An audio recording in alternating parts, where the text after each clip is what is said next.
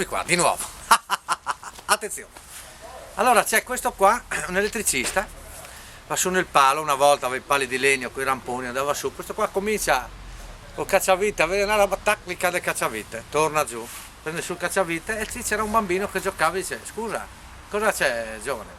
Mio papà, che lavorava all'Enel, quando faceva quei lavori lì, andava con 2 cacciaviti, così se gli cadeva uno, frutto, sì, va su e lì sta qui, torna su, pinze, tac, cade le pinze, torna giù.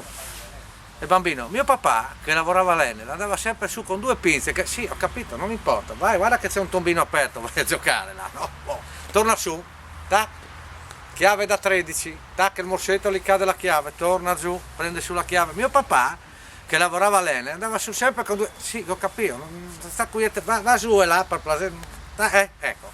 Finisce il lavoro, se è mezzogiorno, che l'elettricista scende per andare a mangiare, gli scappava la pipì, va vicino alla siepe, comincia a fare la pipì, il bambino gli va vicino e gli fa, lo guardava e beh, come non sta a dirmi che Topari aveva due pisei, 2 uccelli, no?